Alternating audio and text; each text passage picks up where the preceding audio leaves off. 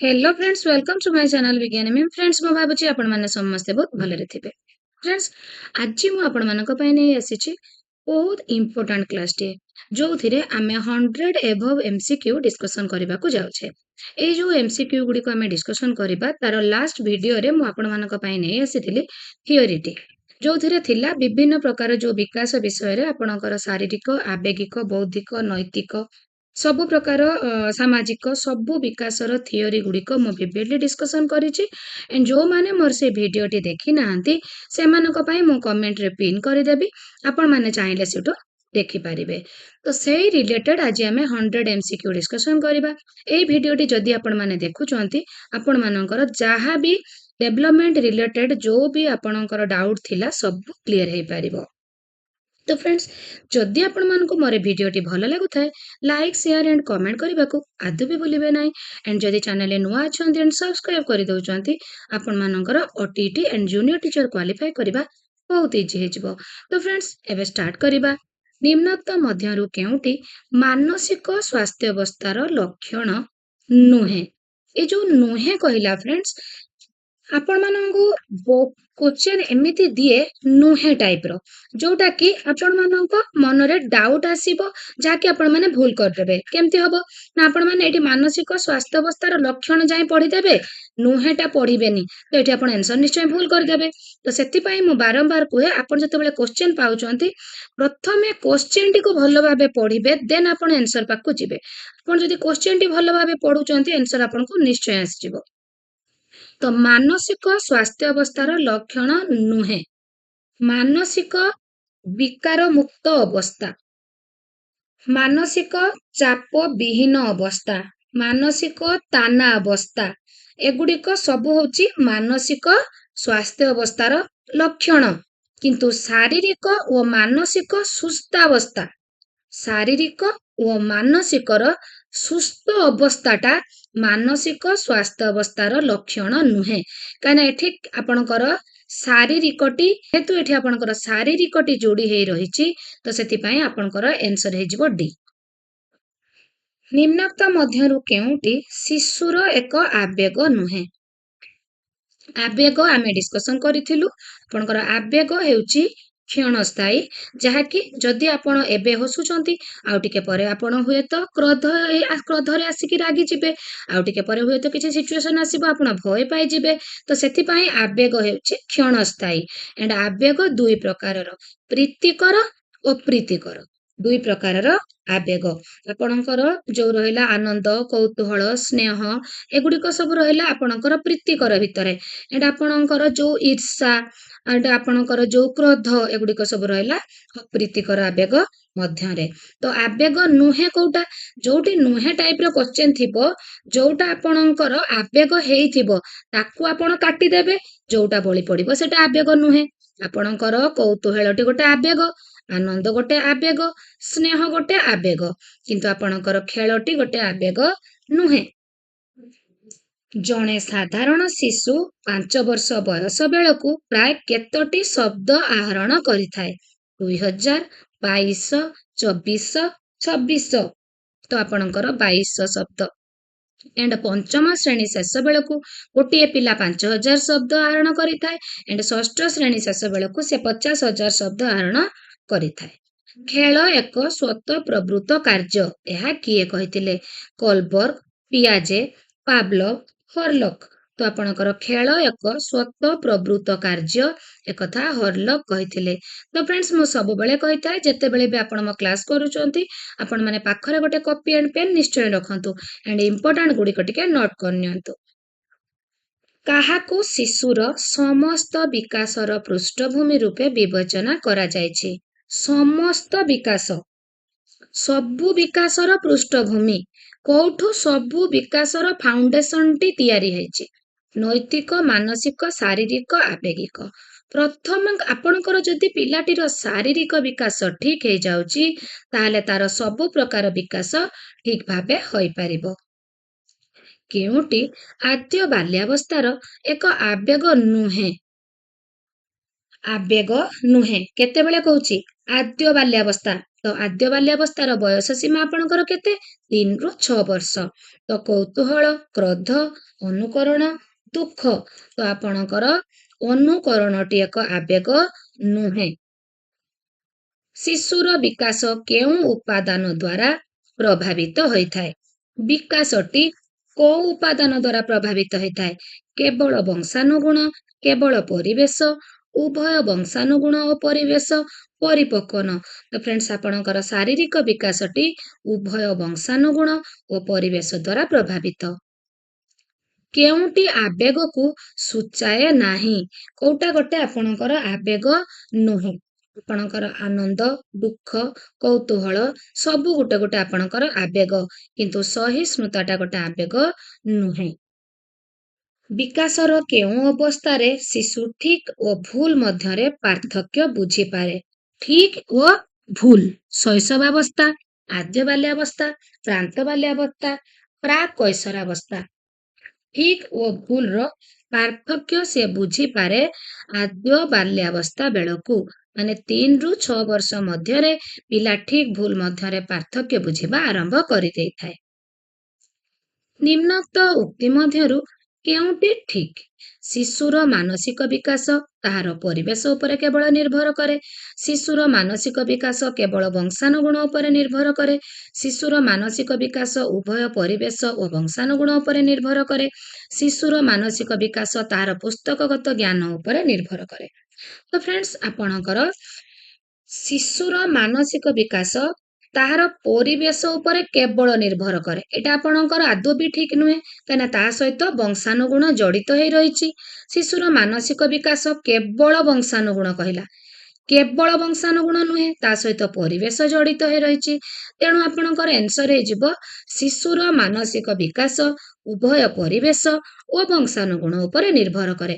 ଆପଣଙ୍କର ଗୋଟିଏ ପିଲାଟି ଆପଣଙ୍କର ପଞ୍ଚମ ଶ୍ରେଣୀର ଧରନ୍ତୁ ଆପଣ 2 ଜଣ ପିଲାକୁ ନେବେ, 2 ଜଣଙ୍କର ବିକାଶ ଦେଖିବେ। ଯଦି 2 ଜଣ ଅଲଗା ଅଲଗା ପରିବେଶରୁ ଆସୁଥିବେ ତାହେଲେ 2 ଜଣଙ୍କର ବିକାଶ ଅଲଗା ହେଇଥିବ। ଏଣ୍ଡ 2 ଜଣଙ୍କର ପିତାମାତା ଅଲଗା ହେଇଥିଲେ ମଧ୍ୟ ତାଙ୍କର ବଂଶାନୁଗୁଣ ବା ଜିନ୍ ଅନୁସାରେ ତାଙ୍କର ଆପଣଙ୍କର ବିକାଶ ମଧ୍ୟ ଅଲଗା ଅଲଗା ହୋଇଥାଏ। ତ ସେଥିପାଇଁ ଆପଣଙ୍କର ବଂଶାନୁଗୁଣ ଓ ପରିବେଶ ଉଭୟ ଡେଭଲପମେଣ୍ଟକୁ ପ୍ରଭାବିତ କରିଥାଏ। ଶିଶୁର ମାନସିକ ସ୍ୱାସ୍ଥ୍ୟ କାହା ଦ୍ୱାରା ପ୍ରଭାବିତ ହେଇଥାଏ? ତାର ମାନସିକ ସ୍ୱାସ୍ଥ୍ୟ ଯୋଉଟା ଆପଣଙ୍କର ମେଣ୍ଟାଲ ହେଲ୍ଥ। ପିତାମାତାଙ୍କର ଅଭିଳାଷ, ଶିକ୍ଷକଙ୍କର ବ୍ୟବହାର, ସହପାଠୀମାନଙ୍କର ବ୍ୟବହାର। ତ ପିତାମାତାଙ୍କର ଅଭିଳାଷ, ପିଲା ଗୋଟେ କରିବାକୁ ଚାହୁଁଥିବ ଗୋଟିଏ କାମ, ଯଦି ପିତାମାତା ତାଙ୍କର ଅଭିଳାଷ ବା ଇଚ୍ଛାକୁ ତା ଉପରେ ଲଦି ଦିଅନ୍ତି, ସେଇଠି ପିଲାର ମାନସିକ ସ୍ୱାସ୍ଥ୍ୟ ପ୍ରଭାବିତ ହେଇଥାଏ।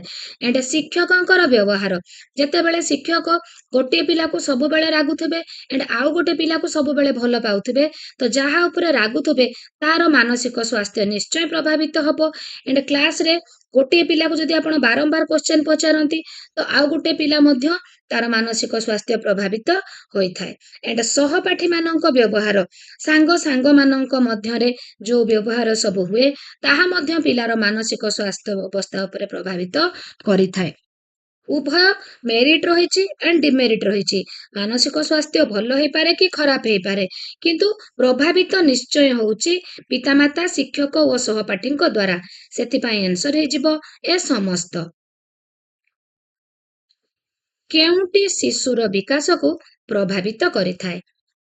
ଶିଶୁ ପ୍ରତି ଶିକ୍ଷକଙ୍କ ଆଚରଣ ଏଣ୍ଡ ଶିଶୁ ପ୍ରତି ପିତାମାତାଙ୍କ ଆଚରଣ, ଶିଶୁ ପ୍ରତି ସାଙ୍ଗସାଥୀଙ୍କ ଆଚରଣ। ଶିଶୁର ବିକାଶକୁ ଏ ସମସ୍ତ ଶିକ୍ଷକଙ୍କ ଆଚରଣ ବି ପ୍ରଭାବିତ କରେ, ପିତାମାତାଙ୍କର ବି ଏଣ୍ଡ ସାଙ୍ଗସାଥୀଙ୍କର ବି। ତ ସେଥିପାଇଁ ଏ ସମସ୍ତ। ବୌଦ୍ଧିକ ବିକାଶର କେଉଁ ପର୍ଯ୍ୟାୟରେ ଶିକ୍ଷାର୍ଥୀର ସମସ୍ୟା ସମାଧାନମୂଳକ ଦକ୍ଷତାର ବିକାଶ ଘଟିଥାଏ? ସମସ୍ୟା ସମାଧାନମୂଳକ ଦକ୍ଷତା ଆପଣଙ୍କର ସ୍ଥୂଳ ସଂକାର୍ଯ୍ୟଧର୍ମୀ, ବିମୂର୍ତ୍ତ ସଂକାର୍ଯ୍ୟଧର୍ମୀ, ସମ୍ବେଦୀକାରକ ଏଣ୍ଡ ପ୍ରାକ୍ ସଂକାର୍ଯ୍ୟଧର୍ମୀ ସବୁ ଗୁଡ଼ିକ ହେଉଛି ଫ୍ରେଣ୍ଡସ୍ ଆପଣଙ୍କର ପିଆଜେଟଙ୍କ ଥିଓରିର 4ଟି ଅବସ୍ଥା। ପ୍ରଥମ ଅବସ୍ଥା ହେଉଛି ଆପଣଙ୍କର ସମ୍ବେଦୀକାରକ, ଯୋଉଟା ଆପଣଙ୍କର ଜନ୍ମରୁ 3 ବର୍ଷ, ଏଣ୍ଡ ପ୍ରାକ୍ ସଂକାର୍ଯ୍ୟଧର୍ମୀ ହେଉଛି ଆପଣଙ୍କର ସମ୍ବେଦୀକାରକ 0 ରୁ 2, ଜନ୍ମରୁ 2 ବର୍ଷ and ପ୍ରାକ୍ ସଂକାର୍ଯ୍ୟ ଧର୍ମୀ 2 ରୁ 7 ବର୍ଷ and ସ୍ଥୂଳ ସଂକାର୍ଯ୍ୟ ଧର୍ମୀ 7 ରୁ 12 ବର୍ଷ and ବିମୂର୍ତ୍ତ ସଂକାର୍ଯ୍ୟ ଧର୍ମୀ 12 ବର୍ଷରୁ ଊର୍ଦ୍ଧ୍ୱ। ତ ସମସ୍ୟା ସମାଧାନ ମୂଳକ ଦକ୍ଷତା ତାର ବୃଦ୍ଧି ପାଇଥାଏ ବିମୂର୍ତ୍ତ ସଂକାର୍ଯ୍ୟ ଧର୍ମୀ ଯୋଉଟା ଆପଣଙ୍କର 12 ବର୍ଷରୁ ଊର୍ଦ୍ଧ୍ୱ। ମୁଁ କାହିଁକି ବୟସ ସୀମା କହିଲି ନା ସବୁବେଳେ ଯେ କେବଳ ଏଇ ପର୍ଯ୍ୟାୟ କ୍ୱେଶ୍ଚେନରେ ଆସିବ କହିହବନି। ଆପଣଙ୍କୁ ଏଠି ଦେଇଥାଇପାରେ ଜନ୍ମରୁ 2 ବର୍ଷ, ଆପଣଙ୍କୁ ଦେଇଥାଇପାରେ 2 ରୁ 7 ବର୍ଷ, 7 ରୁ 12 ବର୍ଷ, 12 ବର୍ଷରୁ ଊର୍ଦ୍ଧ୍ୱ। ତ ସେଇଠି ଆପଣଙ୍କର ଆନ୍ସର ହେଇଯିବ 12 ବର୍ଷରୁ ଊର୍ଦ୍ଧ୍ୱ। କିନ୍ତୁ ଆପଣଙ୍କର ଏଠି ଯେହେତୁ ପର୍ଯ୍ୟାୟ ଗୁଡ଼ିକ ଦେଇଛି ତ ସେଥିପାଇଁ ହେଲା ବିମୂର୍ତ୍ତ ସଂକାର୍ଯ୍ୟ ଧର୍ମୀ ପର୍ଯ୍ୟାୟ ଯୋଉଟା ପିଲା ତାର ସମସ୍ୟା ସମାଧାନ ମୂଳକ ଦକ୍ଷତାର ବିକାଶ ଘଟିଥାଏ। ପିଆଜେଙ୍କ ମତାନୁସାରେ ସମ୍ବେଦୀକାରକ ପର୍ଯ୍ୟାୟର ଅବଧି। ତ ପିଆଜେଙ୍କ ମତ ଅନୁସାରେ ଏଣ୍ଡ ହର୍ଲକର ମତ ଅନୁସାରେ ଶୈଶବାବସ୍ଥାଟା ଜନ୍ମରୁ 2 ବର୍ଷ। ତ ସମ୍ବେଦୀକାରକ ପର୍ଯ୍ୟାୟଟା ହଉଛି ଆପଣଙ୍କର ଯୋଉଟା ଶୈଶବାବସ୍ଥା। ତ ପ୍ରଥମ ଅବସ୍ଥା ବା ଜନ୍ମରୁ 2 ବର୍ଷ। ତ 7 ରୁ 11 ବର୍ଷ, 4 ରୁ 7, 2 ରୁ 3। ଏଠି ଜନ୍ମରୁ 1.5 ବର୍ଷ ଦେଇଛି ଯେହେତୁ ଏଠି ଆନ୍ସର କୋଉଟା ବି ଠିକ ଲାଗୁନି ତ ଆପଣ ଜନ୍ମରୁ 1.5 ବର୍ଷଟାକୁ ଆପଣ ଠିକ କରିବେ। ଶୈକ୍ଷିକ ଦୃଷ୍ଟିକୋଣରୁ ଶିକ୍ଷାର୍ଥୀକୁ ବୁଝିବାର ଅର୍ଥ କଣ?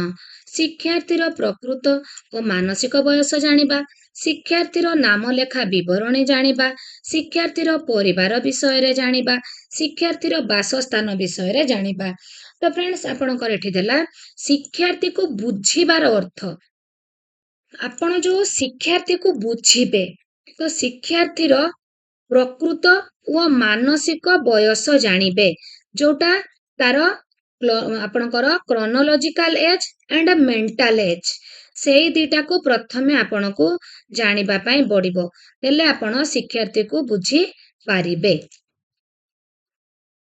ନିମ୍ନୋକ୍ତ କେଉଁ ଆବେଗ ଦ୍ୱୟ ଅନ୍ୟ ତିନୋଟି ଠାରୁ ଭିନ୍ନ? ନିମ୍ନୋକ୍ତ କେଉଁ ଆବେଗ ଦ୍ୱୟ ଅନ୍ୟ ତିନୋଟି ଠାରୁ ଭିନ୍ନ କହିଛି? ଭୟ କ୍ରୋଧ, କ୍ରୋଧ ବିରକ୍ତି, ବିରକ୍ତି ଭୟ, ସ୍ନେହ ଆନନ୍ଦ। ତ ଫ୍ରେଣ୍ଡସ୍ ଆପଣଙ୍କର ଭୟ କ୍ରୋଧ, କ୍ରୋଧ ବିରକ୍ତି, ବିରକ୍ତି ଭୟ ଏଗୁଡିକ ସବୁଗୁଡିକ ହଉଛି ଅପ୍ରୀତିକର ଆବେଗ କିନ୍ତୁ ଆପଣଙ୍କର ସ୍ନେହ ଓ ଆନନ୍ଦ ହେଉଛି ଆପଣଙ୍କର ପ୍ରୀତିକର ଆବେଗ।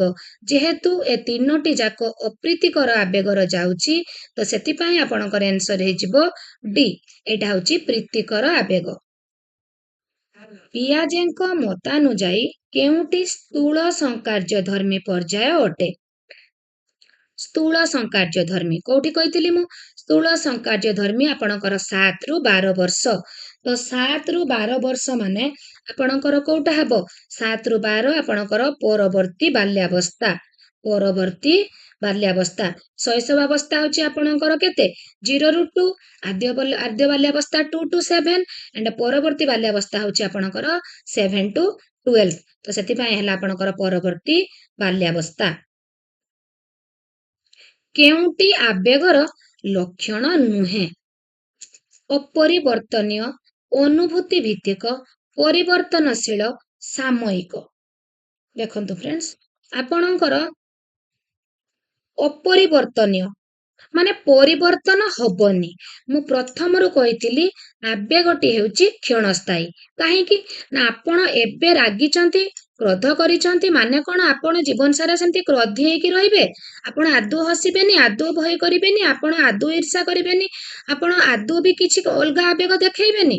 ଆପଣ ଏବେ କାନ୍ଦୁଛନ୍ତି ମାନେ କଣ ଜୀବନ ସାରା କାନ୍ଦୁଥିବେ? ଆପଣ ଆଦୌ ହସିବେନି। ତ ଆପଣଙ୍କର ଆବେଗଟି ପିଲାର ଆବେଗ ଆପଣଙ୍କର ଆବେଗ ସବୁବେଳେ ହଉଛି ପରିବର୍ତ୍ତନୀୟ, ପରିବର୍ତ୍ତନଶୀଳ, ଆଦୌ ବି ଅପରିବର୍ତ୍ତନୀୟ ନୁହେଁ। ଆପଣଙ୍କର ଟାଇମ ଟୁ ଟାଇମ ଆବେଗଟି ପରିବର୍ତ୍ତନ ହୁଏ। ଆପଣ ଏଇନେ ପିଲାଟିକୁ ରାଗିଦେଲେ, ରାଗିଲା ପରେ ସିଏ ହୁଏତ କାନ୍ଦିଲା କି ସିଏ ବି ରାଗିଗଲା, ଟିକେ ପରେ ପୁଣି ଆପଣଙ୍କୁ ଆସିକି କୁଣ୍ଡେଇ ପକେଇବ, ହସିଦବ। ସାଙ୍ଗମାନଙ୍କ ସହିତ ଖେଳୁଛି, ତା ଖେଳନା ଟିକିଏ ଛଡେଇ ନେଲେ ସାଙ୍ଗେ ସାଙ୍ଗେ ରାଗିଯିବ, କାନ୍ଦିଦବ। ଟିକେ ପରେ ପୁଣି ସାଙ୍ଗକୁ କୋଳେଇକି ପୁଣି ଖେଳିବ। ତ ସେଥିପାଇଁ ଆବେଗର ଲକ୍ଷଣ ଯୋଉ ଅପରିବର୍ତ୍ତନୀୟ ଦେଇଛି, ଏଇଟା ହଉଛି ଆବେଗର ଲକ୍ଷଣ ନୁହେଁ। କିନ୍ତୁ ଅନୁଭୂତି ଭିତ୍ତିକ, ପରିବର୍ତ୍ତନଶୀଳ ଏଣ୍ଡ ସାମୟିକ ଭାବରେ ହୁଏ। ଏଗୁଡିକ ସବୁ ଆବେଗର ଲକ୍ଷଣ। କେତେ ବର୍ଷ ବୟସରେ ଶିଶୁଠାରେ ଉତ୍କଣ୍ଠା ଓ ଲଜ୍ଜା ଆଦି ଆବେଗର ବିକାଶ ହୋଇଥାଏ?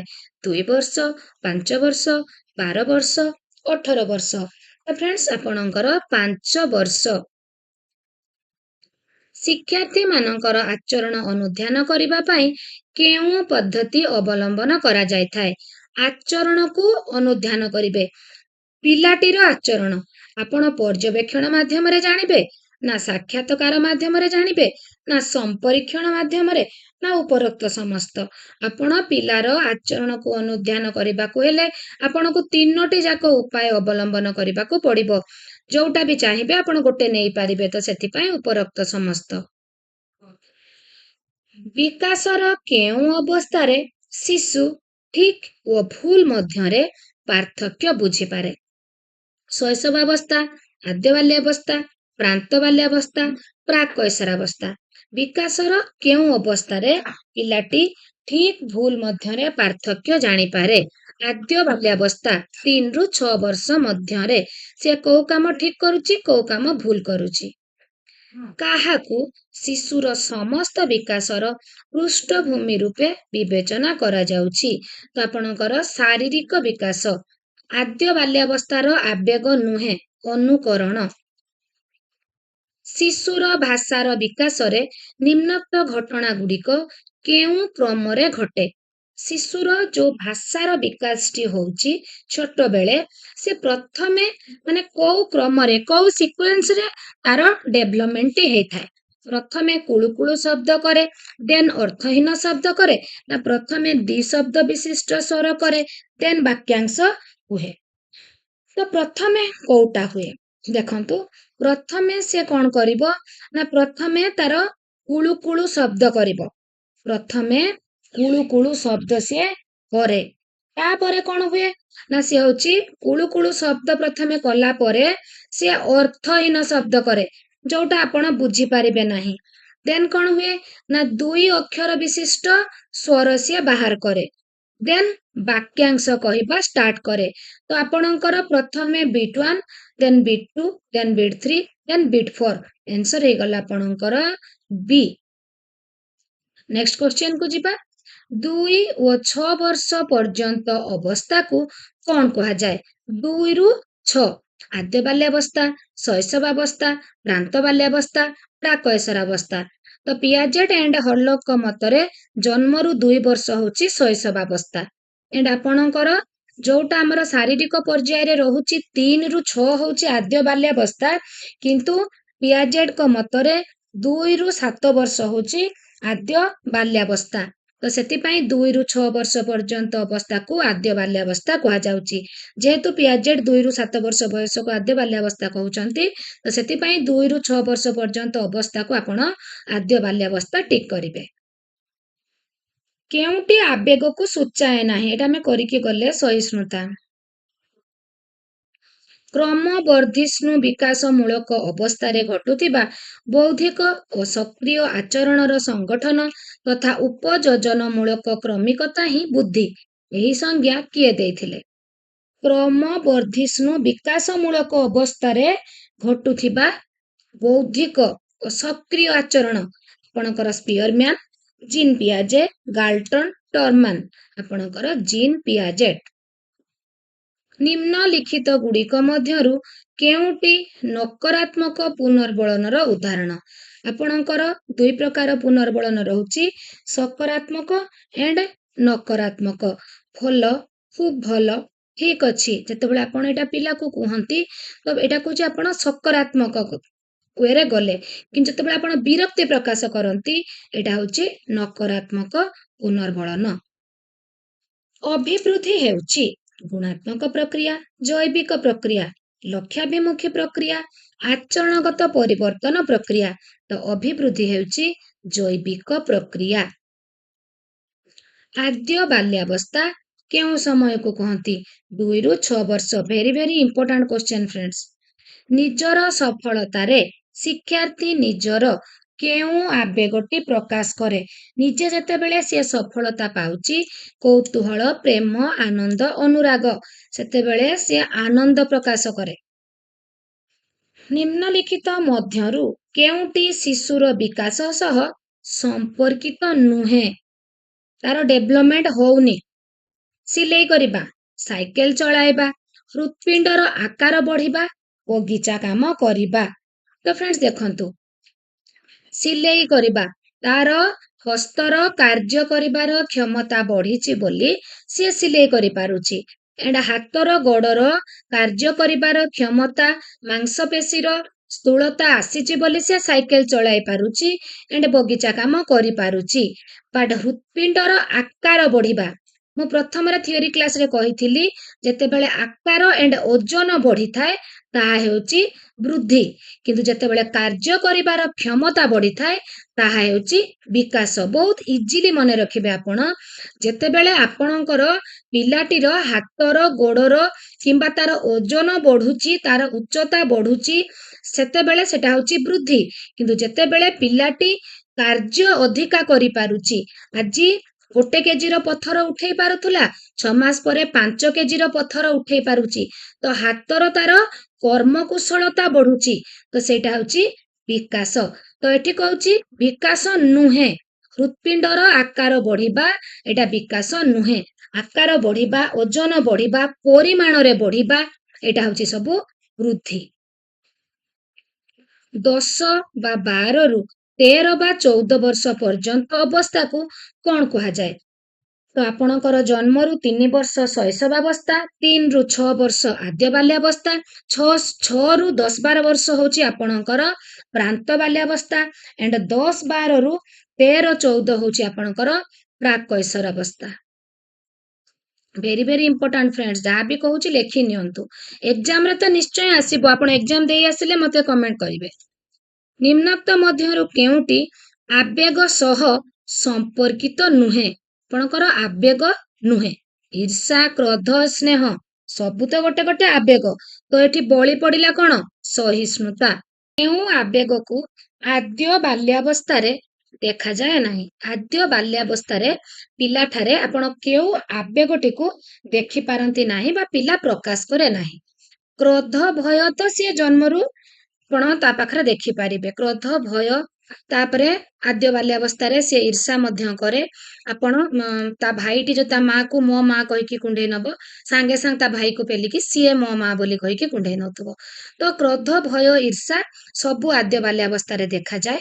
ଏଟା ଆପଣଙ୍କର କ୍ଲେଶ, ଏଟା ଆଦ୍ୟ ବାଲ୍ୟାବସ୍ଥାରେ ଦେଖାଯାଏ ନାହିଁ। ନିମ୍ନଲିଖିତ କେଉଁଟି ମାନସିକ ସ୍ୱାସ୍ଥ୍ୟ ସମ୍ପର୍କିତ ନୁହେଁ?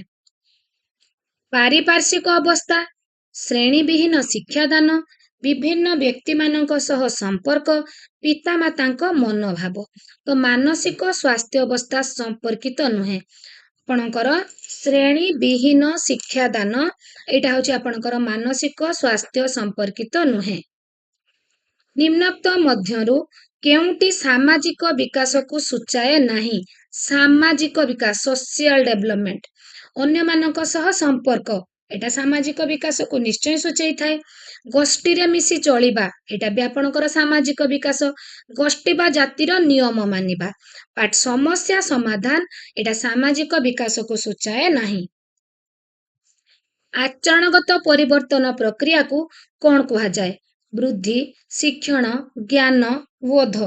ତ ଆପଣଙ୍କର ଆଚରଣଗତ ପରିବର୍ତ୍ତନ ହିଁ ଶିକ୍ଷଣ। ବଟ୍ ମନେ ରଖିବେ, ସମସ୍ତ ଆଚରଣଗତ ପରିବର୍ତ୍ତନକୁ ଶିକ୍ଷଣ କୁହାଯାଏ ନାହିଁ। ଭଲସେ ବୁଝନ୍ତୁ ଫ୍ରେଣ୍ଡସ୍, ଆଚରଣଗତ ପରିବର୍ତ୍ତନ ହିଁ ଶିକ୍ଷଣ, ବଟ୍ ସମସ୍ତ ଆଚରଣଗତ ପରିବର୍ତ୍ତନ ଶିକ୍ଷଣ ନୁହେଁ। ମୁଁ ଏମିତି କାହିଁକି କହିଲି ଫ୍ରେଣ୍ଡସ୍? ନା ଯେତେବେଳେ ଜଣେ ବ୍ୟକ୍ତି ମଦ୍ୟପାନ କରୁଛି, ତାର ଆଚରଣରେ ପରିବର୍ତ୍ତନ ଆସୁଛି, ତ ସେଇଟା କଣ ଶିକ୍ଷଣ କି? ଆଦୌ ବି ଶିକ୍ଷଣ ନୁହେଁ। ଯେତେବେଳେ ଜଣେ ହଉଛି ଆପଣଙ୍କର କ୍ଳାନ୍ତ ମାନେ ଆପଣ ଟାୟାର୍ଡ ହେଇଯାଉଛି, କ୍ଳାନ୍ତି ଅନୁଭବ କରୁଛି, ସେତେବେଳେ ବି ତାର ଆଚରଣର ପରିବର୍ତ୍ତନ ଆସୁଛି, ତ ସେଇଟାକୁ କଣ ଶିକ୍ଷଣ କହିବା କି? ତ ଏଥିପାଇଁ କୁହାଯାଏ ଆଚରଣଗତ ପରିବର୍ତ୍ତନ ହିଁ ଶିକ୍ଷଣ, ବଟ୍ ସମସ୍ତ ଆଚରଣଗତ ପରିବର୍ତ୍ତନକୁ ଆମେ ଶିକ୍ଷଣ କହିପାରିବା ନାହିଁ। କେଉଁ ସମୟକୁ ଆଦ୍ୟ ପରିଣତ ଅବସ୍ଥା କୁହାଯାଏ? ଯୋଉ ଶାରୀରିକ ପର୍ଯ୍ୟାୟର ବୟସ ସୀମାଟାକୁ ଭଲ ଭାବେ ମନେ ରଖିଦେବେ, ନିଶ୍ଚୟ ଏକ୍ଜାମ ରେ ଆସିବ। 40 ରୁ 60 ବର୍ଷ, 6 ରୁ ଏଟା ହଉଛି 10 ବା 12 ବର୍ଷ ହବା କଥା, ପ୍ରିଣ୍ଟିଂ ମିଷ୍ଟେକ୍ ଅଛି। 18 ରୁ 40 ବର୍ଷ, 60 ବର୍ଷରୁ ମୃତ୍ୟୁ ପର୍ଯ୍ୟନ୍ତ।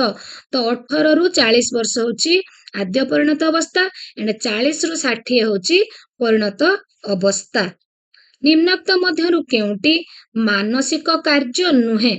ଜ୍ଞାନ ଅର୍ଜନ କରିବା, ଚିନ୍ତା କରିବା, କଳ୍ପନା କରିବା, ସବୁ ଗୁଡ଼ିକ ହଉଛି ଫ୍ରେଣ୍ଡସ୍ ଆପଣଙ୍କର ମାନସିକ କାର୍ଯ୍ୟ, ବଟ୍ ଆପଣଙ୍କର ଓଜନ ବଢିବା ଏଟା ହଉଛି ମାନସିକ କାର୍ଯ୍ୟ ନୁହେଁ, କାହିଁକି ନା ଏଟା ଗୋଟେ ତାର ଶାରୀରିକ ବିକାଶ ହଉଛି। ଆଦ୍ୟ କୈଶୋରାବସ୍ଥାରେ ପିଲାମାନେ ପିତାମାତା, ଆତ୍ମୀୟ ସ୍ୱଜନ ଓ ଗୁରୁଜନ ମାନଙ୍କ ଠାରୁ ନିଃସ୍ୱାର୍ଥ ସ୍ନେହ ପାଇଁ ବ୍ୟାକୁଳ ହୁଅନ୍ତି। ଏହା କାହାର ମତ?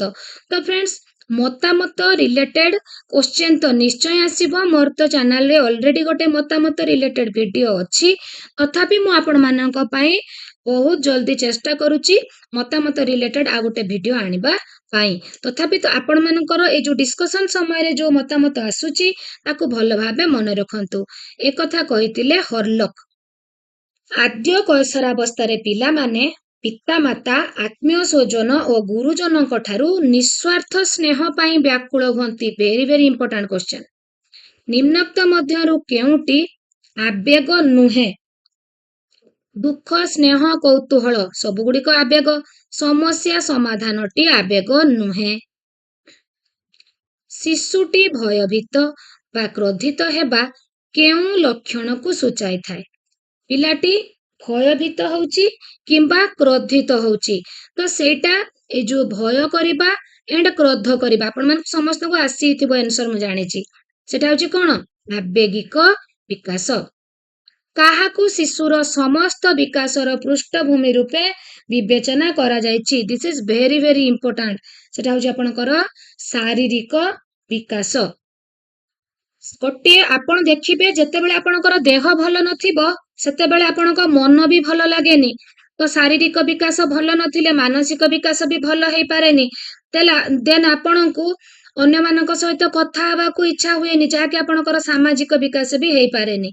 ତ ଶାରୀରିକ ବିକାଶ ଠିକ ହଉଥିଲେ ଅନ୍ୟ ବିକାଶ ଗୁଡ଼ିକ ଠିକ ଭାବେ ହେଇପାରିବ। ନିମ୍ନୋକ୍ତ କେଉଁ ବିକାଶ ବାଧାପ୍ରାପ୍ତ ହେଲେ ଅନ୍ୟ ସମସ୍ତ ବିକାଶ ବାଧାପ୍ରାପ୍ତ ହବ? ଗୋଟିଏ ପିଲାର ଯଦି ଶାରୀରିକ ବିକାଶ ଠିକ ଭାବେ ନ ହେଇପାରେ, ତ ତାପରେ ମାନସିକ, ତାପରେ ସାମାଜିକ, ଦେନ୍ ବୌଦ୍ଧିକ, ଦେନ୍ ନୈତିକ, ସବୁ ବାଧାପ୍ରାପ୍ତ ହେଇ ହେଇ ଯିବ। କେତେ ବୟସରେ ଶିଶୁଟିର ଶରୀରର ବିଭିନ୍ନ ଅଙ୍ଗ ପ୍ରତ୍ୟଙ୍ଗ ଜାଣି ହୁଏ? ଅଙ୍ଗ ପ୍ରତ୍ୟଙ୍ଗ ଜାଣିପାରିବେ ଆପଣ କେତେବେଳେ? 8 ମାସ, 4 ମାସ, 9 ମାସ, 7 ମାସ। ଆପଣ ଗୋଟିଏ ପିଲାର ଯେତେବେଳେ ତାର 9 ମାସ ହେଇଯାଏ, ତାର ଅଙ୍ଗ ପ୍ରତ୍ୟଙ୍ଗ ସବୁ ଜାଣି ହୁଏ। ଶିଶୁଟି ବିଭିନ୍ନ ଶବ୍ଦକୁ ଏକୀକରଣ କରି ଗୋଟିଏ ବାକ୍ୟରେ ପ୍ରକାଶ କରିବା କେଉଁ ବିକାଶକୁ ସୂଚାଇଥାଏ? ବିଭିନ୍ନ ଶବ୍ଦକୁ ଏକୀକରଣ କରି ସିଏ କହୁଛି। ମାନସିକ, ଭାଷାଗତ, ଶାରୀରିକ, ସାମାଜିକ।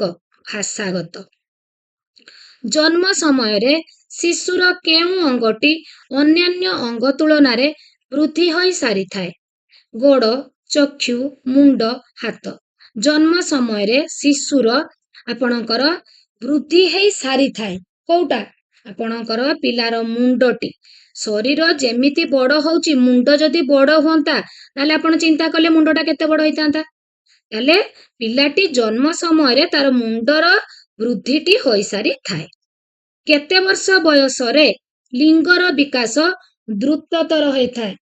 ଲିଙ୍ଗର ବିକାଶ ଦ୍ରୁତତର ହୋଇଥାଏ ଆପଣ 12 ବର୍ଷ ବେଳକୁ ପିଲାର ଲିଙ୍ଗର ବିକାଶ ଦ୍ରୁତତର ହୋଇଥାଏ। ନିମ୍ନଲିଖିତ ମଧ୍ୟରୁ କେଉଁମାନଙ୍କର ଶାରୀରିକ ପରିପକ୍ୱନ ଶୀଘ୍ର ଆସିଥାଏ? ବାଳିକା ବାଳକ ଉଭୟ ଏ ଓ ବି। କୋଉମାନଙ୍କର ଶାରୀରିକ ଯୋଉ ମେଚୁରିଟିଟା ଆପଣଙ୍କର ଶୀଘ୍ର ଆସେ ବାଳିକା ମାନଙ୍କର। ମୁଁ କହିଥିଲି ଆପଣଙ୍କୁ ଯଦି ଆପଣ ଏଇ ଆଜିର କ୍ଲାସ ମୋ ସହିତ କରିଦଉଛନ୍ତି ନା ଆପଣଙ୍କର ଡେଭଲପମେଣ୍ଟ ରିଲେଟେଡ ଗୋଟିଏ ବି କ୍ୱେଶ୍ଚନ ଡାଉଟ ଆଦୌ ବି ରହିବ ନାହିଁ। ଜନ୍ମ ଠାରୁ କେତେ ବର୍ଷ ବୟସ ପର୍ଯ୍ୟନ୍ତ ଅବସ୍ଥାକୁ ଶୈଶବାବସ୍ଥା କୁହାଯାଏ। ଜନ୍ମରୁ 3 ବର୍ଷକୁ ଶୈଶବାବସ୍ଥା କୁହାଯାଏ। 3 ବର୍ଷରୁ 6 ବର୍ଷ ବୟସ ପର୍ଯ୍ୟନ୍ତ ଅବସ୍ଥା ହେଉଛି ଆପଣଙ୍କର କଣ? ଆଦ୍ୟ ବାଲ୍ୟାବସ୍ଥା। ପ୍ରାକ୍ କୈଶୋରାବସ୍ଥାର ହାରାହାରି ବୟସ। ପ୍ରାକ୍ କୈଶୋରାବସ୍ଥାର ହାରାହାରି ବୟସ ସୀମା କେତେ? ତ ଆପଣଙ୍କର 10-12ରୁ 13-14 10-12ରୁ 13-14 ହେଉଛି ପ୍ରାକ୍ କୈଶୋରାବସ୍ଥା। ଏଣ୍ଡ ଆପଣଙ୍କର ଯେତେବେଳେ ଜନ୍ମରୁ 3 ବର୍ଷ ଶୈଶବାବସ୍ଥା, 3ରୁ 6 ଆଦ୍ୟ ବାଲ୍ୟାବସ୍ଥା, 6ରୁ 10-12 ବର୍ଷ ପ୍ରାନ୍ତ ବାଲ୍ୟାବସ୍ଥା, 10-12ରୁ 13-14 ପ୍ରାକ୍ କୈଶୋରାବସ୍ଥା, 13-14ରୁ 19 ବର୍ଷ କୈଶୋରାବସ୍ଥା, 19 ବର୍ଷରୁ 40 ବର୍ଷ ଆପଣଙ୍କର ଆଦ୍ୟ ପରିଣତ ଅବସ୍ଥା ଏଣ୍ଡ 40ରୁ 60 ପରିଣତ ଅବସ୍ଥା। କେଉଁ ଅବସ୍ଥା ପରେ ଶିଶୁଟି କୈଶୋରାବସ୍ଥାରେ ପଦାର୍ପଣ କରେ? କେଉଁ ଅବସ୍ଥାରେ ଶିଶୁଟି କୈଶୋରାବସ୍ଥାରେ ପଦାର୍ପଣ କରେ? ଶୈଶବାବସ୍ଥା, ଯୌବନାବସ୍ଥା, ବାଲ୍ୟାବସ୍ଥା, ପ୍ରୌଢ଼ାବସ୍ଥା। ତ ବାଲ୍ୟାବସ୍ଥା ପରେ ଶିଶୁଟି କୈଶୋରାବସ୍ଥାରେ ପଦାର୍ପଣ କରେ। ଆଦ୍ୟ ବାଲ୍ୟାବସ୍ଥା ଏଣ୍ଡ ପ୍ରାନ୍ତ ବାଲ୍ୟାବସ୍ଥା ପରେ ସେ କୈଶୋରାବସ୍ଥାରେ ପଦାର୍ପଣ କରେ। ଆଦ୍ୟ ବାଲ୍ୟାବସ୍ଥାର ଶରୀରର ଉଚ୍ଚତା ବାର୍ଷିକ କେତେ ବୃଦ୍ଧି ପାଏ? 7ରୁ 9 ସେଣ୍ଟିମିଟର, 8ରୁ 10 ସେଣ୍ଟିମିଟର, 10ରୁ 12 ସେଣ୍ଟିମିଟର, 12ରୁ 14 ସେଣ୍ଟିମିଟର। ତ ଆଦ୍ୟ ବାଲ୍ୟାବସ୍ଥାରେ ଶରୀରର ଉଚ୍ଚତା 8ରୁ 10 ସେଣ୍ଟିମିଟର ବର୍ଷକୁ ବଢେ। ଗଛ ଚଢିବା, କାନ୍ଥ ଉପରେ ଚଢିବା, ବଲ୍ ଫିଙ୍ଗିବା ଆଦି କାର୍ଯ୍ୟ କେଉଁ ଅବସ୍ଥାରେ ଆରମ୍ଭ ହୋଇଥାଏ? କୈଶୋରାବସ୍ଥା, ପରିଣତ ଅବସ୍ଥା, ଆଦ୍ୟ ବାଲ୍ୟାବସ୍ଥା, ଶେଷ ବାଲ୍ୟାବସ୍ଥା। ଆଦ୍ୟ ବାଲ୍ୟାବସ୍ଥା। ଶେଷ ବାଲ୍ୟାବସ୍ଥାରେ ଏଇ ଯୋଉ ଫ୍ରେଣ୍ଡସ୍ ମୁଁ ଆଦ୍ୟ ବାଲ୍ୟାବସ୍ଥା କହିଲି ଆପଣ ସ୍କିପ୍ କରିକି ପଳେଇଲେ। ସବୁବେଳେ ଯେମିତି ଶାରୀରିକ ପର୍ଯ୍ୟାୟ ପଡିଥିବ ତାର କିଛି ମାନେ ନାହିଁ। ଏଠି ହୁଏତ ବୟସ ସୀମା ବି ପକେଇ ଦେଇଥିବ। ତେଣୁ ଆପଣ ମନେ ସାଙ୍ଗେ ସାଙ୍ଗେ ମନକୁ ଆଣି ନେବେ ଯେ ଆଦ୍ୟ ବାଲ୍ୟାବସ୍ଥା ମାନେ 3ରୁ 6 ବର୍ଷ। ଶେଷ ବାଲ୍ୟାବସ୍ଥାରେ ପିଲାମାନେ ନିମ୍ନୋକ୍ତ ମଧ୍ୟରୁ କେଉଁ କାର୍ଯ୍ୟରେ ବିଶେଷ ଅଗ୍ରଗତି କରିପାରନ୍ତି? ଶେଷ ବାଲ୍ୟାବସ୍ଥା ବା ପ୍ରାନ୍ତ ବାଲ୍ୟାବସ୍ଥାରେ ପାହାଚ ଚଢିବା, ଚିତ୍ର ଆଙ୍କିବା, ଲେଖାଲେଖି କରିବା, ଗଛ ଚଢିବା। ତ ଆପଣଙ୍କର ଲେଖାଲେଖି କରିବାରେ ବିଶେଷ ଅଗ୍ରଗତି କରିପାରନ୍ତି। ଶେଷ ବାଲ୍ୟାବସ୍ଥା 6ରୁ 10-12 ବର୍ଷ। 6ରୁ 10-12 ବର୍ଷ ମାନେ ଆପଣଙ୍କର 6ରୁ 10 ହଉଛି କୋଉଟା? ପ୍ରାଥମିକ ବିଦ୍ୟାଳୟରେ। କେଉଁ ଅବସ୍ଥାରେ ବାଳିକା ମାନେ ପ୍ରସାଧନ ଯୋଉଟା ଟଏଲେଟ ଟ୍ରେନିଂ ସମ୍ବନ୍ଧୀୟ ଅଭ୍ୟାସ ଓ ଦକ୍ଷତା ଶୀଘ୍ର ଶିକ୍ଷା କରନ୍ତି? ତ ଫ୍ରେଣ୍ଡସ୍ ଆପଣ ମାନେ ଯୋଉମାନେ ମୋର ଲାଷ୍ଟ ଥିଓରି କ୍ଲାସଟି କରିଥିବେ ଦେଖନ୍ତୁ ଫ୍ରେଣ୍ଡସ୍ ଯୋଉ ଥିଓରି କ୍ଲାସ ମୁଁ କରିଥିଲି ସେଇ ରିଲେଟେଡ କ୍ୱେଶ୍ଚନ ଆସିଛି। ମୁଁ ଆପଣମାନଙ୍କୁ କହିଥିଲି ଯେ ଯୋଉମାନେ ଥିଓରି କ୍ଲାସ କରିବେ ସେମାନେ MCQ ର ଆନ୍ସର ଗୁଡିକ ମୋଠୁ ଆଗରେ ଦେବେ, ଯାହା ଫଳରେ ଆପଣମାନଙ୍କର କନଫିଡେନ୍ସ ଲେଭେଲ ଆହୁରି ହାଇ ହେଇଯିବ ଏଣ୍ଡ ଆପଣମାନଙ୍କୁ ପଢିବାକୁ ଆହୁରି ଅଧିକ ଇଚ୍ଛା ହବ, ଯାହାକି ଆପଣଙ୍କୁ ଏକ୍ଜାମରେ କ୍ୱାଲିଫାଏ କରିବାକୁ ଇଜି କରିଦବ। ତ ଫ୍ରେଣ୍ଡ ସେଥିପାଇଁ ମୁଁ କୁହେ ଆପଣ ମାନେ ପ୍ରଥମେ ଥିଓରିକୁ ଭଲ ଭାବେ ପୁରା ଥର ହେଇଯାଆନ୍ତୁ, ଟିକେ ବି ଡାଉଟ ରଖନ୍ତୁ ନାହିଁ। ତ ମୁଁ କହିଥିଲି ବାଳିକା ମାନେ ଯୋଉ ଟଏଲେଟ ଟ୍ରେନିଂଟି କେତେବେଳେ ସେମାନେ ହଉଛି ଦକ୍ଷତା ହାସଲ କରିଥାନ୍ତି? ଆଦ୍ୟ ବାଲ୍ୟାବସ୍ଥାରେ 3ରୁ 6 ବର୍ଷ ବୟସରେ। ପିଲାଟି ଲିଙ୍ଗ ଭିତ୍ତିକ ସାବାଳକ ହେବାକୁ କେଉଁ ଅବସ୍ଥାରେ ଆରମ୍ଭ କରେ? ଆଦ୍ୟ ବାଲ୍ୟାବସ୍ଥା, କୈଶୋରାବସ୍ଥା, ପ୍ରାକ୍ କୈଶୋରାବସ୍ଥା, ପ୍ରାନ୍ତ ବାଲ୍ୟାବସ୍ଥା। ପ୍ରାକ୍ କୈଶୋରାବସ୍ଥାରେ। ଲିଙ୍ଗ ଭିତ୍ତିକ ସାବାଳକ। ପିଲାଟି ସମାଜର ଅନ୍ୟମାନଙ୍କ ସହିତ ମିଶି ନୀତି ନିୟମ ମାନି ଅନୁରୂପ ଆଚରଣ ପ୍ରଦର୍ଶନ କରିବା ତାର କେଉଁ ପ୍ରକାର ବିକାଶକୁ ସୂଚାଏ? ସମାଜର ଅନ୍ୟମାନଙ୍କ ସହିତ ସମାଜର ରୀତିନୀତି ନିୟମ ମାନି ଚଳୁଛି, ଗୋଷ୍ଠୀ ସହିତ ମିଶିକି ରହୁଛି, ଗୋଟିଏ ଗ୍ରୁପ ର ସଦସ୍ୟ ହେଇକି ଚାଲୁଛି। ତ ଏଇ ଟାଇପ ରେ କ୍ୱେଶ୍ଚନ ଥିବ ମାନେ ଏଇଟା ହଉଛି ତାର ସାମାଜିକ ବିକାଶ। ଶୈଶବାବସ୍ଥାରେ ପିଲାଟି ପ୍ରଦର୍ଶନ କରୁଥିବା ଆଚରଣ ମଧ୍ୟରୁ ନିମ୍ନରେ କେଉଁଟି ଆଚରଣଟି ପ୍ରଦର୍ଶନ କରି ନଥାଏ? ଶୈଶବାବସ୍ଥାର କୋଉଟା ସିଏ ଆଚରଣ କରି ନଥାଏ? ମୁଁ କହିଥିଲି ବୁଝେଇଲା ବେଳେ ଥିଓରି କ୍ଲାସରେ। କାନ୍ଦିବା, ହସିବା, ସ୍ଥିର ଦୃଷ୍ଟିରେ ନିରୀକ୍ଷଣ କରିବା, ସବୁ ଗୁଡ଼ିକ ସିଏ ଶୈଶବାବସ୍ଥାରେ ପ୍ରଦର୍ଶନ କରେ। ବଟ୍ ଶରୀରର ରୂପ ଛବି ବିଷୟରେ ସଚେତନ ଏଇଟା ସିଏ ହଉଛି ପ୍ରାନ୍ତ ବାଲ୍ୟାବସ୍ଥା ବେଳକୁ କରିଥାଏ। ନିମ୍ନଲିଖିତ ମଧ୍ୟରୁ କେଉଁଟି ପ୍ରୀତିକର ଆବେଗର ଏକ ଉଦାହରଣ? ପ୍ରୀତିକର ଭୟ, ଈର୍ଷା, କ୍ରୋଧ, ଭୟ, ଈର୍ଷା, କ୍ରୋଧ, ଅନୁରାଗ। ଅନୁରାଗ। ଶୈଶବାବସ୍ଥାରେ ଶିଶୁର ନିମ୍ନଲିଖିତ କେଉଁ ଆବେଗର ବିକାଶ ଘଟିଥାଏ? ପିଲାଟି ଶୈଶବାବସ୍ଥା ଜନ୍ମରୁ 3 ବର୍ଷରେ ତା ଭିତରେ ଆନନ୍ଦ ଥାଏ, ଈର୍ଷା ବି ଥାଏ, ଭୟ ବି ଥାଏ। ଉପରୋକ୍ତ ସମସ୍ତ। ନିମ୍ନଲିଖିତ ମଧ୍ୟରୁ କେଉଁଟି ଅପ୍ରୀତିକର ଆବେଗର ଉଦାହରଣ? ଅପ୍ରୀତିକର। ଈର୍ଷା ହେଉଛି ଏକ ଅପ୍ରୀତିକର ଆବେଗ। ଶିଶୁମାନଙ୍କର 3ଟି ମୂଳ ଆବେଗ ଭୟ, ସ୍ନେହ, କ୍ରୋଧର ବିକାଶ କେଉଁ ଅବସ୍ଥାରେ ଘଟିଥାଏ? କେଉଁ ଅବସ୍ଥାରେ ଘଟେ? ଶୈଶବାବସ୍ଥାରେ। କେଉଁ ଅବସ୍ଥାରେ ଶିଶୁର ଆବେଗ ଅଧିକ ତୀବ୍ରତର ହେଇଥାଏ? ଏଇଟା ମୁଁ ବୁଝେଇଲା ବେଳେ ବାରମ୍ବାର କହିଥିଲି। ଶୈଶବ, କୈଶୋର, ପ୍ରୌଢ଼, ଆଦ୍ୟ ବାଲ୍ୟାବସ୍ଥାରେ ଶିଶୁର ଆବେଗ ଚରମ ସୀମାରେ ପହଞ୍ଚିଥାଏ। ସେ ଆଦୌ ବି କଣ୍ଟ୍ରୋଲ କରିପାରେନି, ଆବେଗ ଉପରେ ତାର ନିୟନ୍ତ୍ରଣ ରହେନି। ସେଥିପାଇଁ କୁହାଯାଏ ଆଦ୍ୟ ବାଲ୍ୟାବସ୍ଥାରେ ଶିଶୁର ଆବେଗ ଅଧିକ ତୀବ୍ରତର। ପିଲାମାନେ ନିଜ ଆବେଗର ବାହ୍ୟ ପ୍ରକାଶକୁ କେଉଁ ଅବସ୍ଥାରେ ନିୟନ୍ତ୍ରଣ କରି ଶିଖିବାକୁ ଆଗ୍ରହୀ ହୋଇଥାନ୍ତି? ପ୍ରାନ୍ତ ବାଲ୍ୟାବସ୍ଥାରେ। ଶିଶୁଟି ଅନ୍ୟ ପିଲାମାନଙ୍କୁ କାମୁଡ଼ି ଦେବା, ଚିମୁଟି ଦେବା ତାର କେଉଁ ପ୍ରକାର ଆବେଗକୁ ସୂଚାଇଥାଏ? କେଉଁ ପ୍ରକାର ଆବେଗକୁ ସୂଚାଇଥାଏ? ଈର୍ଷା। ଈର୍ଷା ପୁଣି ଦୁଇ ପ୍ରକାର ଯୋଉ ପ୍ରତ୍ୟକ୍ଷ ପ୍ରତିକ୍ରିୟା, ପରୋକ୍ଷ ପ୍ରତିକ୍ରିୟା। ଯେତେବେଳେ ସେ ଈର୍ଷା କରେ 2 ପ୍ରକାର ପ୍ରତିକ୍ରିୟା ପ୍ରକାଶ କରେ, ବୁଝେଇଥିଲି ଭଲ ଭାବେ। ପରୋକ୍ଷ ପ୍ରତିକ୍ରିୟା ଏଣ୍ଡ ପ୍ରତ୍ୟକ୍ଷ ପ୍ରତିକ୍ରିୟା। ନିମ୍ନଲିଖିତ ମଧ୍ୟରୁ କେଉଁଟି ଶିଶୁ କ୍ରୋଧାନ୍ୱିତ ହେବାର କାରଣ ଅଟେ? ଦୈନନ୍ଦିନ ଜୀବନରେ ପିତାମାତାଙ୍କର ଅଯଥା ହସ୍ତକ୍ଷେପକୁ ସେ ଯେତେବେଳେ ବୁଝିଯାଏ ସେତେବେଳେ ସେ କ୍ରୋଧାନ୍ୱିତ ହୁଏ। ଶିଶୁର କ୍ରୋଧ ଶାନ୍ତ କରିବାର ଉପାୟ? ତାକୁ ମାଡ଼ ଗାଳି ଦେଲେ ଆଦୌ ବି କ୍ରୋଧ ଶାନ୍ତ ହବନି। ତାର କାର୍ଯ୍ୟକଳାପରେ ହସ୍ତକ୍ଷେପ କଲେ ତ ସିଏ ଆହୁରି ରାଗିଯିବ। କ୍ରୋଧ ବିଷୟରେ ତାହା ସହିତ ଆଲୋଚନା କରି ବୁଝେଇବା। କେତେ ବର୍ଷ ବୟସ ମଧ୍ୟରେ? ବହୁତ ଇମ୍ପୋର୍ଟାଣ୍ଟ କ୍ୱେଶ୍ଚେନ୍। ଶିଶୁଟି ଘର ଦୁଆର ଉପରେ ଠକ୍ ଠକ୍ ଶବ୍ଦ ଏବଂ ପରୀକ୍ଷାକୁ ଭୟ କରେ। ପ୍ରିଭିୟସ୍ ଇୟର ଏକ୍ସାମରେ ବାରମ୍ବାର ଆସିଛି ଏଇ କ୍ୱେଶ୍ଚେନଟି। 4 ରୁ 7, 5 ରୁ 8, 6 ରୁ 13, 7 ରୁ 14। ତ ଆପଣଙ୍କର ପିଲାଟି ପରୀକ୍ଷାକୁ ଭୟ କରେ। ପ୍ରିଭିୟସ୍ ଇୟର କ୍ୱେଶ୍ଚେନ୍ ଥିଲା ଏକ୍ସାମରେ 6 ରୁ 13 ବର୍ଷ ବୟସରେ। ଶିଶୁମାନଙ୍କ ମନକୁ ଭୟ ଦୂର କରିଯିବା ପାଇଁ ଶିଶୁମାନଙ୍କ ମନରୁ ଭୟ ଦୂର କରିଯିବା ପାଇଁ ନିମ୍ନଲିଖିତ କେଉଁ ଉପାୟଟି ପ୍ରଯୁଜ୍ୟ ନୁହେଁ? ଅନୁକରଣ, ପୂର୍ବ ସୂଚନା, ଅଭୟ ପ୍ରଦାନ, ଭୂତ ପ୍ରେତ କଥା କହିବା।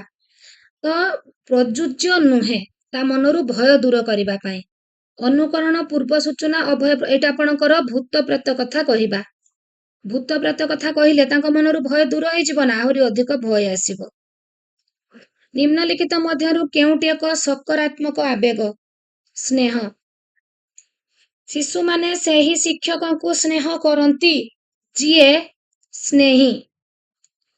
ନିମ୍ନଲିଖିତ କେଉଁ କାରଣ ଯୋଗୁଁ ଶିଶୁଟି ଈର୍ଷାନ୍ୱିତ ହୋଇଥାଏ? ନିରପେକ୍ଷ ମନୋଭାବ ପୋଷଣ କଲେ ଆଦୌ ବି ସେ ଈର୍ଷା କରିବନି। ସମସ୍ତଙ୍କୁ ଯଦି ଆମେ ସମାନ ଆଖିରେ ଦେଖିବା, ପିତାମାତାଙ୍କର ତା ପ୍ରତି ସ୍ନେହ ଥିଲେ ବି ସେ କାହାକୁ ଈର୍ଷା କରିବନି। ଶିଶୁର ବ୍ୟବହାରକୁ ଯଦି ଅନ୍ୟ ସହ ତୁଳନା ଆପଣ କରନ୍ତି ଈର୍ଷା କରିବ, ତୁଳନା ନ କଲେ ବି ସେ ଈର୍ଷା କରିବନି। ଗୋଟିଏ ଶିଶୁକୁ ଅନ୍ୟ ଶିଶୁ ସମ୍ମୁଖରେ ପ୍ରଶଂସା କଲେ ସିଏ ଈର୍ଷାନ୍ୱିତ ହୋଇଥାଏ। ପିଲାଟି ରୁଷିବା, ହଠାତ୍ ରାଗିଯିବା ଓ ଟିକିଏ ଟିକିଏ କଥାରେ କାନ୍ଦି ପକାଇବା ଆଦି ଆବେଗିକ ବିକାଶ କେଉଁ ଅବସ୍ଥାରେ ଘଟିଥାଏ? ପ୍ରାକ୍ କୈଶୋରାବସ୍ଥାରେ। ପ୍ରାକ୍ କୈଶୋରାବସ୍ଥାରେ ପିଲାମାନଙ୍କର ନିମ୍ନଲିଖିତ କେଉଁ ଆବେଗଟି ପରିପ୍ରକାଶ ହୋଇଥାଏ? ଦୁଶ୍ଚିନ୍ତାଗ୍ରସ୍ତ ଓ ଚିଡ଼ଚିଡ଼ା। ବ୍ୟକ୍ତିକୁ କ୍ରିୟାଶୀଳ ଓ ଗତିଶୀଳ କରାଉଥିବା ମାନସିକ ଅବସ୍ଥାକୁ କ'ଣ କହନ୍ତି? କ୍ରିୟାଶୀଳ ଓ ଗତିଶୀଳ କରାଏ। ବୁଦ୍ଧି, ବିକାଶ, ଆବେଗ, ଅନୁଭୂତି। ଆବେଗ। ବିଭିନ୍ନ ବସ୍ତୁ ଓ ଘଟଣା ବିଷୟରେ ଜାଣି ସାମଞ୍ଜସ୍ୟ ଓ ପାର୍ଥକ୍ୟ ଅନୁଭବ କରିବା କେଉଁ ପ୍ରକାର ବିକାଶକୁ ସୂଚାଇଥାଏ? ବୌଦ୍ଧିକ ବିକାଶ। ପିଆଜେ ଶିଶୁର ବୌଦ୍ଧିକ ବିକାଶକୁ କେତେ ଭାଗରେ ବିଭକ୍ତ କରିଛନ୍ତି? 4 ଭାଗରେ। ସମ୍ବେଦୀକାରକ ପର୍ଯ୍ୟାୟ, ପ୍ରାକ୍ ସଂକାର୍ଯ୍ୟଧର୍ମୀ, ସ୍ଥୂଳ ସଂକାର୍ଯ୍ୟଧର୍ମୀ, ବିମୂର୍ତ୍ତ ସଂକାର୍ଯ୍ୟଧର୍ମୀ। ବୌଦ୍ଧିକ ବିକାଶର ପ୍ରଥମ ପର୍ଯ୍ୟାୟ, ଏମିତି କ୍ୱେଶ୍ଚନ ଆସିବ। ପ୍ରଥମ ପର୍ଯ୍ୟାୟ କାହାକୁ କହନ୍ତି? ସମ୍ବେଦୀକାରକ ପର୍ଯ୍ୟାୟ। ଦ୍ୱିତୀୟ ପର୍ଯ୍ୟାୟ କାହାକୁ କହନ୍ତି? ପ୍ରାକ୍ ସଂକାର୍ଯ୍ୟଧର୍ମୀ। ତୃତୀୟ ପର୍ଯ୍ୟାୟ ସ୍ଥୂଳ ସଂକାର୍ଯ୍ୟଧର୍ମୀ। ଚତୁର୍ଥ ପର୍ଯ୍ୟାୟ ବିମୂର୍ତ୍ତ ସଂକାର୍ଯ୍ୟଧର୍ମୀ। ଏଣ୍ଡ ଏମିତି ବି ପଡ଼ିବ, ଦ୍ୱିତୀୟ ପର୍ଯ୍ୟାୟର କିମ୍ବା ବିମୂର୍ତ୍ତ ସଂକାର୍ଯ୍ୟଧର୍ମୀ ପର୍ଯ୍ୟାୟର ପୂର୍ବବର୍ତ୍ତୀ ପର୍ଯ୍ୟାୟ କ'ଣ? ବିମୂର୍ତ୍ତ ସଂକାର୍ଯ୍ୟଧର୍ମୀର ପୂର୍ବବର୍ତ୍ତୀ ପର୍ଯ୍ୟାୟ ସ୍ଥୂଳ ସଂକାର୍ଯ୍ୟଧର୍ମୀ। ପ୍ରାକ୍ ସଂକାର୍ଯ୍ୟଧର୍ମୀ ପର୍ଯ୍ୟାୟର ପରବର୍ତ୍ତୀ ପର୍ଯ୍ୟାୟ କ'ଣ? ସ୍ଥୂଳ ସଂକାର୍ଯ୍ୟଧର୍ମୀ। ଏଇ ଟାଇପ୍ରେ ବୁଲେଇ ବଙ୍କେଇ ବି ପକେଇବ, ତେଣୁ ଭଲ ଭାବେ ଆପଣମାନେ ସିରିଏଲି ମନେ ରଖନ୍ତୁ। ପିଆଜେଙ୍କ ଅନୁସାରେ ପ୍ରାକ୍ ସଂକାର୍ଯ୍ୟଧର୍ମୀ ପର୍ଯ୍ୟାୟ ସ୍ତରର ଅବଧି। ପ୍ରାକ୍ ସଂକାର୍ଯ୍ୟଧର୍ମୀ ଆପଣଙ୍କର ସମ୍ବେଦୀକାରକ 0 ରୁ 2, ପ୍ରାକ୍ ସଂକାର୍ଯ୍ୟଧର୍ମୀ 2 to 7, ସ୍ଥୂଳ ସଂକାର୍ଯ୍ୟଧର୍ମୀ 7 to 12 ଏଣ୍ଡ ବିମୂର୍ତ୍ତ ସଂକାର୍ଯ୍ୟଧର୍ମୀ 12 ରୁ ଉପରକୁ, ତ ଉର୍ଦ୍ଧ୍ୱରେ। ତ ଆପଣଙ୍କର ପ୍ରାକ୍ ସଂକାର୍ଯ୍ୟଧର୍ମୀ 2 to 7। ପିଆଜେଙ୍କ ମତ ଅନୁସାରେ ବୌଦ୍ଧିକ ବିକାଶର ଅନ୍ତିମ ପର୍ଯ୍ୟାୟ ଆସିଲା କି ନାହିଁ? କେତେବେଳେ ବି ଦବ ଚତୁର୍ଥ ପର୍ଯ୍ୟାୟ, ସେଟା ହଉଛି ଆପଣଙ୍କର ବିମୂର୍ତ୍ତ ସଂକାର୍ଯ୍ୟଧର୍ମୀ ପର୍ଯ୍ୟାୟ। ପ୍ରାକ୍ ସଂକାର୍ଯ୍ୟଧର୍ମୀ ପର୍ଯ୍ୟାୟ ଶିଶୁର କେଉଁ ଅବସ୍ଥାରେ ଦେଖାଯାଏ? ପ୍ରାକ୍ ସଂକାର୍ଯ୍ୟଧର୍ମୀ ପର୍ଯ୍ୟାୟଟି ପିଲାର ଆଦ୍ୟ ବାଲ୍ୟାବସ୍ଥା। ପ୍ରାକ୍ ସଂକାର୍ଯ୍ୟଧର୍ମୀ ପର୍ଯ୍ୟାୟରେ ବୌଦ୍ଧିକ ବିକାଶର କେତୋଟି ଲକ୍ଷଣ ପ୍ରକାଶ ପାଏ? ତାର ଲକ୍ଷଣ ପାଏ କେତୋଟି? 6ଟି ଲକ୍ଷଣ ପ୍ରକାଶ ପାଇଥାଏ। ଦେନ୍ ଦେଖିବା ନେକ୍ସଟ କ୍ୱେଶ୍ଚନକୁ ଯିବା ଫ୍ରେଣ୍ଡସ୍। ଶିଶୁଟି କେତେ ବର୍ଷ ବୟସ ମଧ୍ୟରେ ବସ୍ତୁର ବର୍ଗୀକରଣ ଓ କ୍ରମୀକରଣ ଶିକ୍ଷା ସେ ଲାଭ କରେ? 6 ରୁ 7 ବର୍ଷ ବୟସ ମଧ୍ୟରେ। 6 ରୁ 7 ବର୍ଷ। ଏଠି କିନ୍ତୁ 7 ରୁ 12 କାହିଁକି ଦେଇଛି ଫ୍ରେଣ୍ଡସ୍? ନା ଯଦି ଏଠି 6 ରୁ 7 ବର୍ଷ ଅପସନ ଥାନ୍ତା, ସେଇଟା ପ୍ରକୃତର ଠିକ ହେଇଥାନ୍ତା। କିନ୍ତୁ ଶିଶୁଟି ଯେହେତୁ ବର୍ଗୀକରଣ ଓ କ୍ରମୀକରଣ ଶିକ୍ଷା କରିଥାଏ, ସ୍ଥୂଳ ସଂକାର୍ଯ୍ୟଧର୍ମୀ ପର୍ଯ୍ୟାୟରେ ସମ୍ପୂର୍ଣ୍ଣ ବର୍ଗୀକରଣ କ୍ରମୀକରଣ କରିପାରେ, ତ ସେଥିପାଇଁ ଏଠି ଆନ୍ସର ହେଲା 7 ରୁ 12। କିନ୍ତୁ ପ୍ରକୃତରେ ପିଲା 6 ରୁ 7 ବର୍ଷ ମଧ୍ୟରେ ବର୍ଗୀକରଣ ଓ କ୍ରମୀକରଣ ଶିକ୍ଷା କରିବା ଆରମ୍ଭ କରିଥାଏ। ତ 6 ରୁ 7 ବର୍ଷ ଏଠି ଥିଲେ ସେଇଟା ପ୍ରକୃତ ଆନ୍ସର ହେଇଥାନ୍ତା, କିନ୍ତୁ ଯେହେତୁ ଏଠି 7 to 12 ଅଛି ଏଣ୍ଡ ପିଲାଟି ବର୍ଗୀକରଣ କ୍ରମୀକରଣ ଶିକ୍ଷା କରେ ସ୍ଥୂଳ ସଂକାର୍ଯ୍ୟଧର୍ମୀ ପର୍ଯ୍ୟାୟରେ ସମ୍ପୂର୍ଣ୍ଣ ଭାବରେ, ତ ସେଥିପାଇଁ ଏଠି ଆନ୍ସର ହେଇଯିବ ସି। ସମସ୍ୟା ସମାଧାନମୂଳକ ଦକ୍ଷତାର ବିକାଶ ବୌଦ୍ଧିକ ବିକାଶର କେଉଁ ପର୍ଯ୍ୟାୟରେ ଘଟିଥାଏ? ବିମୂର୍ତ୍ତ ସଂକାର୍ଯ୍ୟଧର୍ମୀ ପର୍ଯ୍ୟାୟରେ। ଶିଶୁର ନୈତିକ ବିକାଶ ଉପରେ କିଏ ଉପାଦେୟ ତତ୍ତ୍ୱ ପ୍ରଦାନ କରିଥିଲେ? ଲରେନ୍ସ କୋଲବର୍ଗ।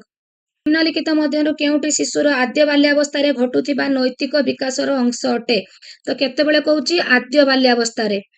ଆପଣଙ୍କର ସାମାଜିକ ପ୍ରଥା ମାନିବା, ବିଦ୍ୟାଳୟର ନିୟମ ମାନିବା, ପିତାମାତା ଖୁସି ହେଉଥିବା କାର୍ଯ୍ୟ କରିବା, ପିତାମାତାଙ୍କ ଆଦେଶ ମାନିବା। ତ ଫ୍ରେଣ୍ଡସ୍ ଆପଣଙ୍କର ପିତାମାତା ଖୁସି ହେଉଥିବା କାର୍ଯ୍ୟ କରିବା ଆଦ୍ୟ ବାଲ୍ୟାବସ୍ଥାରେ ଘଟୁଥିବା ନୈତିକ ବିକାଶର ଏକ ଅଂଶ। ଚୋରି କରିବା ମହାପାପ। ଶିଶୁର ଏହି ନୈତିକ ବିକାଶ କେଉଁ ଅବସ୍ଥାରେ ସଂଗଠିତ ହୋଇଥାଏ? ଏଇଟା ହଉଛି ଆପଣଙ୍କର ପରବର୍ତ୍ତୀ ବାଲ୍ୟାବସ୍ଥାରେ। ଯେତେବେଳେ ତାର ବାଲ୍ୟାବସ୍ଥା ଥାଏ, ଆଦ୍ୟ ବାଲ୍ୟାବସ୍ଥା, ସେତେବେଳେ କଣ୍ଢେଇ ଗୋଟେ ସାଙ୍ଗ ପାଖରୁ ନେଇଗଲେ ସେଟା ଗୋଟେ ଖରାପ କାମ ବୋଲି ସେ ଜାଣିଥାଏ। ସେତେବେଳେ ଚୋରି କରିବାଟା ମହାପାପ ବୋଲି ସେ ଜାଣିନଥାଏ, କିନ୍ତୁ ପରବର୍ତ୍ତୀ ବାଲ୍ୟାବସ୍ଥାକୁ ଚୋରି କରିବା ଗୋଟେ ମହାପାପ ବୋଲି ସେ ଜାଣିପାରିଥାଏ। ତ ଫ୍ରେଣ୍ଡସ୍ ଏଠି ଆମେ 100 ଏଭବ କ୍ୱେଶ୍ଚନ ଡିସ୍କସନ କରିଦେଲେ। ଯଦି ଆପଣମାନଙ୍କୁ ଭିଡିଓଟି ଭଲ ଲାଗେ, ଲାଇକ୍ ଏଣ୍ଡ କମେଣ୍ଟ କରିବାକୁ ଆଦୌ ବି ଭୁଲିବେ ନାହିଁ। ମନର ଆସୁଥିବା ସମସ୍ତ ଡାଉଟକୁ ନିଶ୍ଚୟ କମେଣ୍ଟ କରିବେ। ଆଜି ପାଇଁ ଏତିକି। Take care.